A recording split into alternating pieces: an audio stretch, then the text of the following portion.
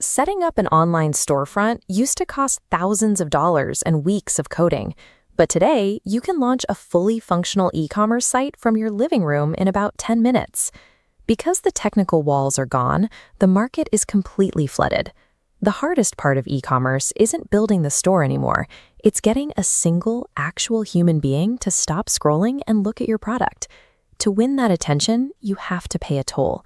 You either pay with your own sweat equity by making content, or you pay with capital by running ads.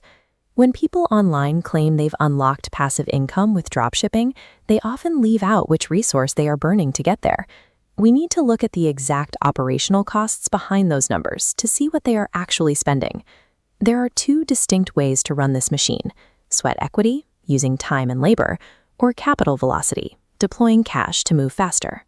Both models solve the exact same problems: finding what to sell and getting people to look at it.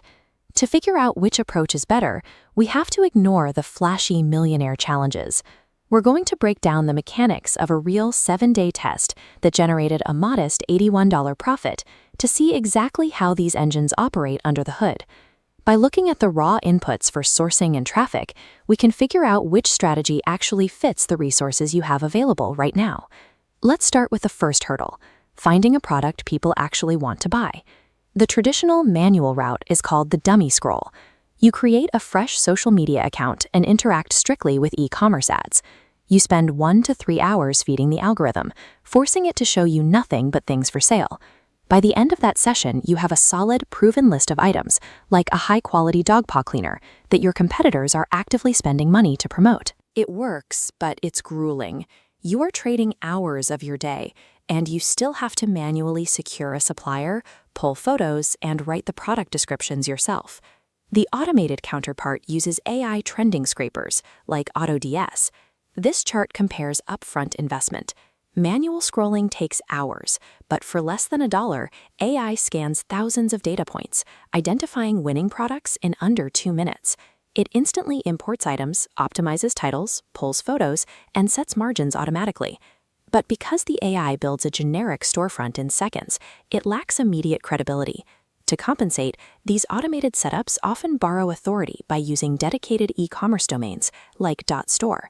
Major creators with massive retail operations use these exact domains to signal to their audience that they have arrived at an official online shop.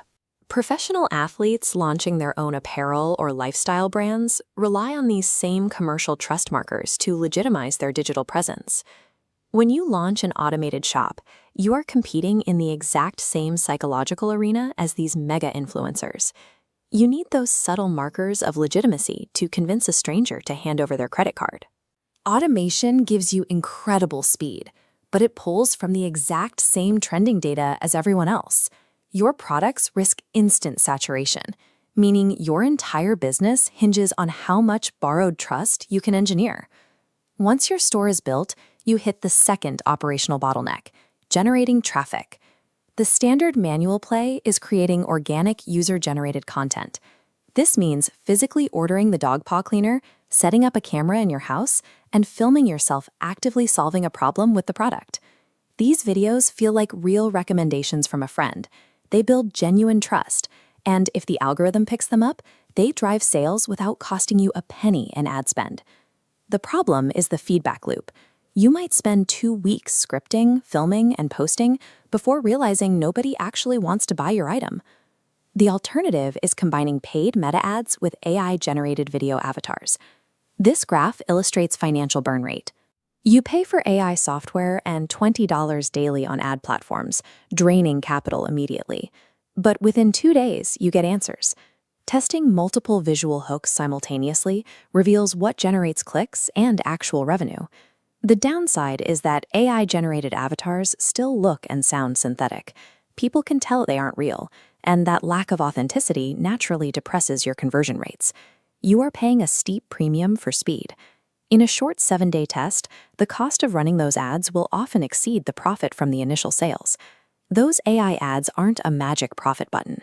They are a highly efficient market research expense used to buy data fast. This quadrant chart maps strategies against your resources: time on the y-axis, capital on the x-axis. Regardless of your path, You must find a product solving a real problem. AI doesn't bypass that requirement. It just changes how fast you get there. If you have more time than money, you fall into the budget pongus category. You belong in the top left quadrant, manual sweat equity. To protect your profit margins, you have to put in the hours. Do manual scrolling to find products, order the physical samples, and shoot authentic, organic content yourself. If you have disposable income but work a demanding full-time job, you are a time-poor optimizer. You belong in the bottom right quadrant, AI capital velocity. You deploy cash to automate sourcing and run AI ads. Treat that initial ad spend as an acceptable burn rate to buy market data quickly, knowing your early profit margins will be razor thin. If you actually want to scale a store long-term, the most effective route is a hybrid of both. Use the AI scrapers and a controlled ad budget to rapidly locate a winning product in days instead of weeks.